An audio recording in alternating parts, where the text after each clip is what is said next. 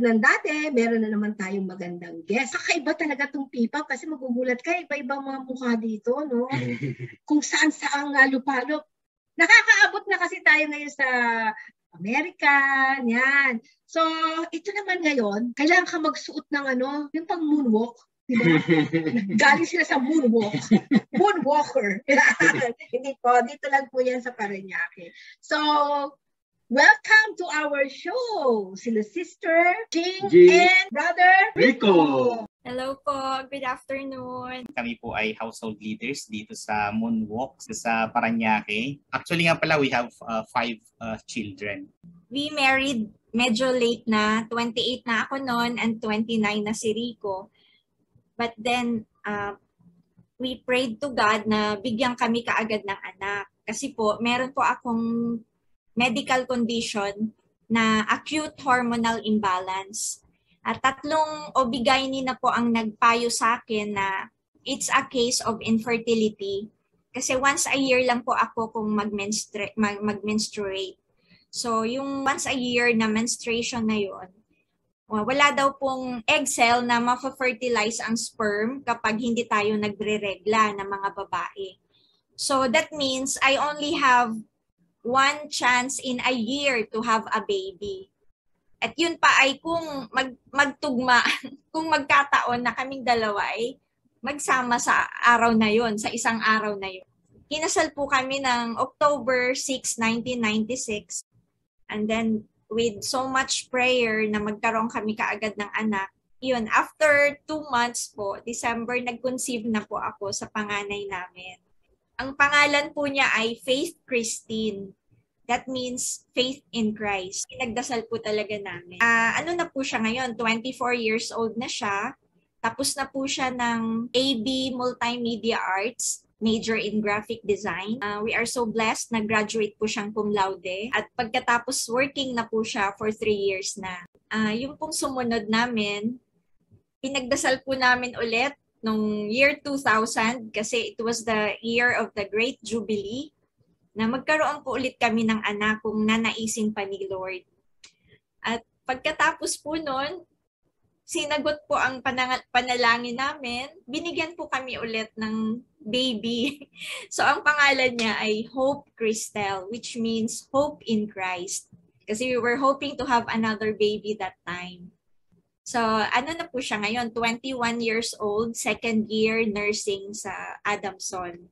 Pagkatapos, nung more than 3 years na, nagsimba po kami ni Rico noon. Tapos ang homily po ay ang gospel po noon was about Zechariah na napipi siya dahil hindi siya makapaniwala na buntis si Elizabeth. So yun, and then ang homily ni Father, sabi niya na sana daw ang parents, we encourage our children to go into priestly vocations. Kasi bibihira na lang daw ngayon yung mga parents na ganon because of monetary problem. So, na-touch ako dun sa homily ni Father. And then I said, Lord, if you really want us to have another child, let it be a boy. I offer him to you. Sabi kong ganon. And then, after a few weeks, nag-conceive ako. And truly, boy yung lumabas. Si Ben. So, ang pangalan niya ay Lieben Christian, which means love of Christ. Lieben is German word for love kasi. So yung mga nangyaring yon na tinupad ni Lord ang pangarap namin at panalangin na magkaroon ng anak. So after nakatatlo na kami, may 2 girls and 1 boy, hindi na po kami nag-ask pa for another baby kasi natupad na nga yung panalangin namin. But then after 3 years, binigyan ulit kami ng bonus baby ni Lord. Kasi hindi pa rin nag-regulate yung menstruation ko. Once a year pa rin, kahit na nag-asawa na ako at nanganak na ng ilang beses. Once a year pa rin. So, binigyan ulit kami nung 2007, another girl. And yung the day before po ako nanganak, nagsimba kami kasi CS nga po ako. Ang homily naman ni Father noon was about the richness of Christ's love for us. So, si Rico naman, nanaginip siya nung pangalan na Cristea. So ang pangalan ng anak namin ay Cristea Rica Lavelle, which means Christ's rich love. So siya ay 14 years old na po ngayon, grade 9. So yung nakita nyo yung pattern na ang tagal na bago masundan. Pero tapos yung binigyan pa kami ng bonus baby. So yun, so sabi nung ng OB-GYN, siguro hindi ka na magkakaanak kasi 39 ka na. At saka hindi pa rin na-regulate yung mens ko. So sabi niya, hindi na kita ilaligate kasi wala, I don't think you'll have another baby na kasi 39 na nga.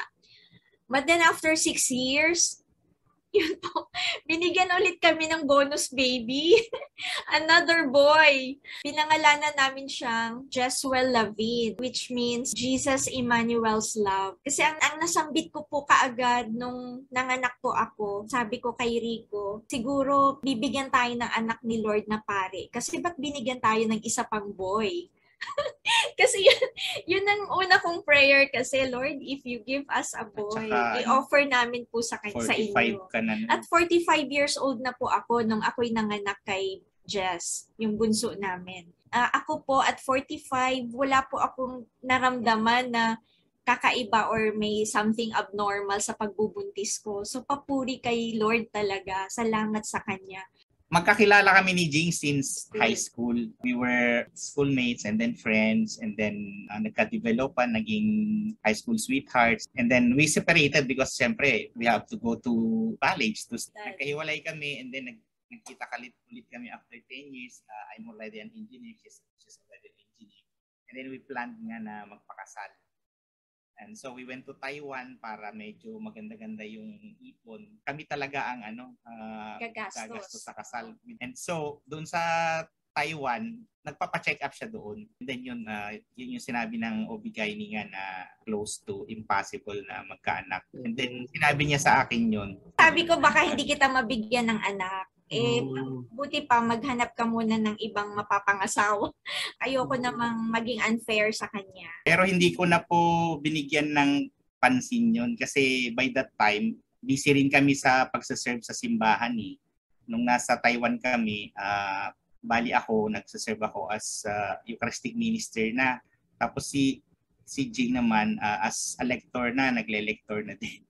Mayroon kaming ministry doon na binibisita ang mga illegal workers, mga nahuhuling illegal workers, mga nakakulong. Ang tawag namin doon is Sunday celebration. And then we read the liturgy of the word and then konting sharing or reflection of the gospel and then we give them the Holy Communion. Kami din yung nag-start ng CFC doon sa parish na yon. Tamang-tama po ako, Singles for Christ po ako. And yun, to make the story short, nakapag-CLP po kami and then nagkaroon ko ng community doon. Sa aming family kasi, more ang problem talaga is on the financial side. Siyempre, mas maraming needs kasi mas maraming anak, lalong-lalo na sa education. Dito sa Manila, mahirap ang talaga, lahat ng gastusin, mga tuition, pamasahe, travel, etc. Alam nyo ba, there was a time na hirap talaga kami. Tapos meron pa akong vertigo. Kaya yung magulo yung isip ko, Lord, hindi ko alam, natatakot ako, anong una kong babayaran, ganyan. Ito, totoong kwento to, walang halong bola or anything or gawa-gawa. Pumunta ako sa Meralco, may bayarin kaming 7,500 kasi napuputulan kami ng kuryente. Totoo yan. Dahil syempre inuuna ko yung pagkain kaysa sa kuryente, di ba? Yung time na yun, pumunta ako doon, nahilong-hilo pa ako kasi may vertigo nga ako. Pagpunta ko sa counter, may sabi nung nasa counter, "Ma'am, bayad na po ang bill ninyo." Sabi ko, "Ha?" Parang natuliro ako kasi may vertigo nga ako. Sabi ko, parang hindi ko narinig ng mabuti. Sabi ko, "Ano po? Bayad na po ito." Sabi niya gano'n. Sabi ko, "Sino po nagbayad?" Sabi niya, "Hindi ko po alam, ma'am, kasi naka-cheque po bayad." Sabi ko, alam niyo ba yung kinilabutan ako? Sabi ko, Lord, sabi ko, inisip ko, baka mami ko. Tapos umuwi na ako. Pag uwi ko, sabi ko, imposibleng si mami kasi hindi naman nila alam yung mga account number namin sa Meralco. Saan nang galing yun? Kundi kay Lord lang, walang iba. Siya, binayaran niya yung Meralco bill namin na worth 7,500. Hindi ko na nalaman kung sino talaga yun nagbayad, pero alam ko si Lord yun. Yun yung mga milagro sa buhay namin. Napakarami pa. Kung kwento namin isa-isa. Yung kasi ginive up ko po yung career ko as sales engineer for Siemens. Malaki po ang kinikita ko sana noon. Kaya lang, napansin ko nung yung dalawa yung anak ko, si Faith at saka si Hope, tig-isa sila ng yaya, tapos meron pang helper na gagawa sa gawaing bahay. Pero palagi nagkakasakit yung mga bata. Sabi ko, Lord, ang hirap naman.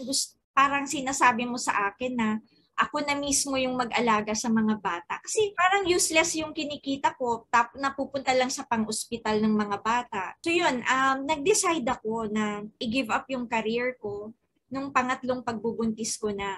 I said, I have to choose between money at saka family ko. Kasi hindi ko po talaga kaya. Ang hirap kahit sabihin yung may yaya, ako pa rin po ang tumatabi sa mga bata paggabi. At saka full breastfeeding po ako kahit na working ako. So it was really hard for me. So sabi ko, Lord, ikaw na po ang bahala. Ano po bang gagawin ko? Yun yung challenge po talaga yun kasi ang laki po ng kinikita ko time na yun.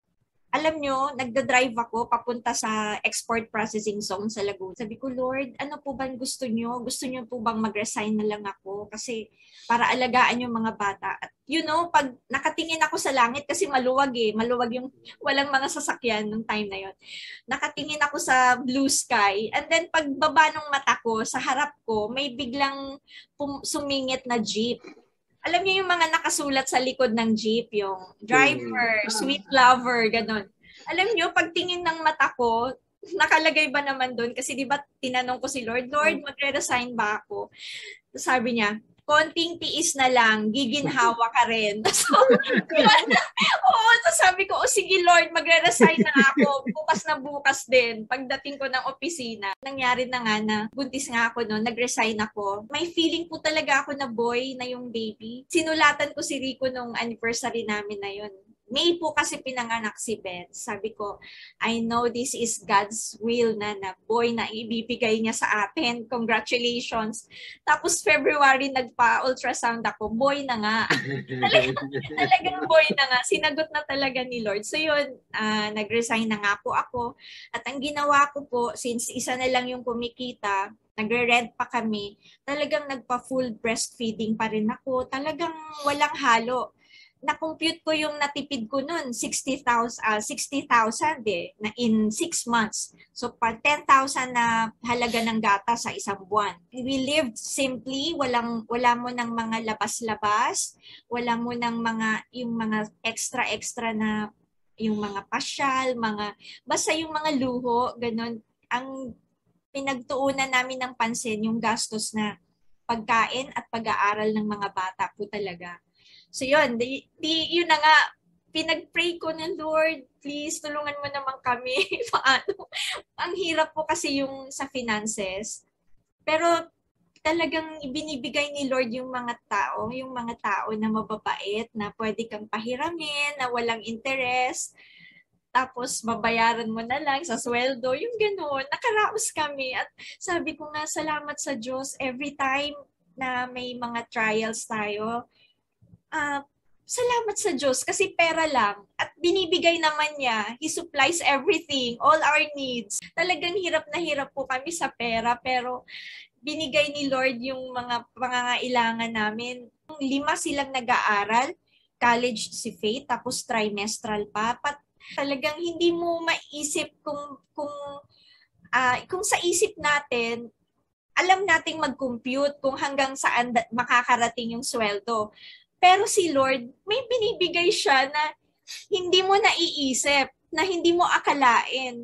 Like, ito nga, naging full scholar si Ben. Sa Southridge pa, from grade 7 up to grade 12. 6 years na libre sa ganong kamahal na eskwelahan. Yun. Tapos si Faith po, nung graduating po siya, yung last year po niya, wala na po kami halos binayaran kasi nga candidate siya for cum laude. So yun, malaking tulong po yun. Yung God's provisions. Everything is all God's grace. Yun po. Nag-worry nga si Rico na cesarean na naman ako, di ba? Tapos kakaumpisa pa lang niya sa work, medyo marami pa kaming utang-utang sa mga previous months. So alam nyo, yung friend ko, best friend namin since high school, bigla na lang niyang tinanong ako. Sabi niya, saan ka manganganak? Mga 4 months na yung tiyan ko nun eh. Sabi ko, hindi ko pa nga naiisip ate kasi ang mahal-mahal na ngayong magpa-CS. Nasa 150,000 na nun eh, yung time na yun. Sabi ko, naghahanap ako ng ospital na maganda pero hindi naman sana kamahalan. Tapos bigla na lang niya sinabi, doon ka na lang manganak sa sa Quirino Memorial Hospital. Kasi government hospital, hindi malaking ospital, maganda, pero hindi siya ganun kamahal kasi government hospital. So sabi ko, kasi may mga classmates siya noon na isang head sa isang department doon. So yun, doon na nga ako nanganak at na-solve yung problema namin na Lord, paano gusto ko manganak ako sa mura lang kasi yung pantuition ng ibang bata, paano na? Tapos yun, hiniling ko talaga na Lord, sana manganak ako ng ay ipahintulot niyong manganak ako ng after ng sweldo o matapat sa sweldo. Kasi wala kaming pang basta extra. Oo, tapos alam niyo pinanganak si Jess September 16. Talagang 1 day after sweldo. Oo, kasi nakaschedule ako ng cesarean ng September 18, pero sumakit na yung tiyan ko ng September 16. Talagang gusto na niyang lumabas, pero nataon naman na after pa rin ng sweldo. At isa pang blessing, maidagdag ko lang, kasi di ba na sila nung June na mag-aaral na si Jess ng kinder. Sabi ko na po, Lord, dagdag na naman to, kanang tuition. Sabi ko, etong si Ben, scholar na siya ng Southridge. Tapos meron silang mentor doon, teacher niya, sabi sa akin, sinama namin si Jess nung parang mentorship day noon. Sabi niya, meron pa palang kapatid si Ben na maliit na how old is he? Sabi ko 3 years old po, sir. Sabi niya, i-enroll mo diyan sa Southridge na kinder. It's free, sabi niya gano'n. Every Saturday lang yung classes but then you stay there for almost a whole day and everything is free. The uniform, the books and the snacks and lunch, it's free. So talaga sabi ko, Lord, talagang itinaon na yung tao na nakakaalam na may ganun pala, pinakausap niyo sa amin at siya pa yung mentor ni Ben. At yun, yung 2 years na Kinder 1 and Kinder 2 ni Jess, sa Southridge, libre. Talagang pre-provide ni Lord. Tsaka, Diyos ko, sabi ko, Lord, ang laki ng natipid namin. Ang tuition doon, pag hindi scholar, is 180,000 yung kinder lang, ha? Kinder. Nakadalawang taon kaming free and everything. Pero daily sila. Oo, pero yung mga day school, everyday yung nila klase. Pero the same thing kasi yung Saturday class. Yung free is Saturday school ang tawag. Oo, yung Saturday class, the whole day naman. Pero yung lesson ng bata for the whole week, yun pa rin naman, covered pa rin. So yun, ang galing ni Lord. Hindi namin alam yun. Oo. Ang talagang marirealize natin na hindi talaga natin kayang erase ang mga children nito on our power and strength. Yun yung isa pa idagdag sa lesson. Hindi lang naman nagbibigay si Lord ng strength. Yung dinidirect niya yung ating mga paths by sending earth angels. People by sending help through people, to our brothers and sisters in the community, the family, para bigyan niya tayo ng strength, bigyan niya tayo ng power, everything that we need para itong mga bata na ito ay maisaayos natin, madala natin sa gusto ng Panginoon na mapuntahan nila. Of course, God's want them to be, kahit hindi natin gustuin sa ating mga sarili bilang parents, gusto na ni God yun eh. Itong mga batang ito ay magtagumpay, maging mga mababait, mabubuting tao. Si God ang unang-unang gumugusto nun, sumusunod lang tayo. Kaya sa kanya talaga lahat manggagaling ang tulong. Hindi po. Kasi ang sa amin, bago kami nagbalak magpakasal, nasa isip na po namin na kaya the main purpose of marriage is to bear children. Yun po ang nasa isip namin at saka yun naman po talaga ang tinuturo sa atin sa Catholic faith natin na we become procreators as we begin our life in marriage. Kaya iyon po ang maipapayo po namin sa mga nagbabalak magpakasal. Just let it flow and let God do the planning. I mean, kasi si Lord lang po, kahit kung ano yung gusto natin, kung ayaw ni Lord, hindi po talaga mangyayari. How many couples, di ba, they spend millions of pesos para lang magkaroon ng anak, pero hindi sila binigyan. Sa amin, ginusto naming magkaanak kami at pinagdasal namin in spite na meron po akong medical condition, pero binigay ni Lord ng sobra-sobra pa sa hiniling namin. Ibig sabihin lang po nun, binigay ni Lord, so He will also provide. So, naku, marami tayong gustong kwento, no, na marinig sa kanila, pero syempre, as usual, time na tayo. So, maraming sis, Brother Rico, Sister Jean, no? Sis, bro. Ito talaga siguro yung time na para talaga pasabi nyo, no? Maraming makakarinig nito. Para maramdaman nila na si God nandyan lagi. Yes. Amen. And He never fails us. Totoo Yes. yun. Yes. Okay. So, kumuha na tayo ng babay sa kanila. Thank you so much for listening. Sa pakikinig. Maraming salamat po. God bless us all. Talaga namang milagro, no? Hindi mo akalain, no, na magkakaanak siya ng 5 pa, no? Ang hirap kasi sa kanila, hindi ba once a year lang siya nagkakaroon ng mens. So, talagang trinabaho nila. Sabi nga rito sa Amoris Laetitia, paragraph 81. Ayan, sabi rito, a child deserves to be born of that love. No? Yung love na yon, yun yung conjugal act ng magulang nila. And that is the gift from God. Kaya nga, sasabihin natin gift yun 1 year. Hindi ka naman nakakasiguro kung talagang makakabuo pa sila, no? Pero, ang ganda ng pacing ng kanilang mga anak, and kahit na nasa matured age na siya, binigyan pa siya ng bonus. At saka kitang-kita mo yung kanya. Masaya-masaya talaga siya. Masaya-masaya sila. Ang dami nating matututunan doon sa kanilang sharing. Doon nga sa binanggit mo, sabi mo, it is a gift from God. Kaya naman nakalagay dyan, no? Deserve, di ba nakalagay dyan? Deserve. Parang dapat, no? Dapat mahalin. Dapat tanggapin. Yun. Hindi iniiwasan o hindi pinapabayaan. Yun. Very important yun. And bakit? Sa ano yung ending? Yung ending yung sinabi dyan na sinasabi na kasi sila, no? Kumbaga, tayo mga oldies na tayo, no, di ba? So, mawawala na rin tayo dito. Sila yung magtutuloy. Ano yung sabi dyan?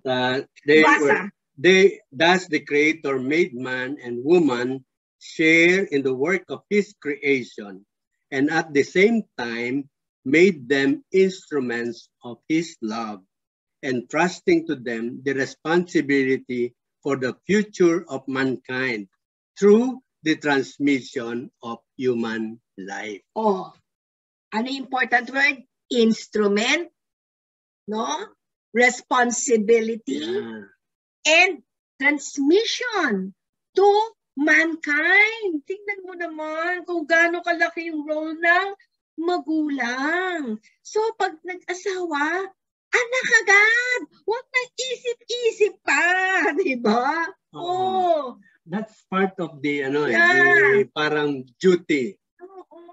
Kailangan yon dahil they have given the privilege to be co-creator. Yes. Di ba yan ang lagi natin sinasabi sa pre-K na, no?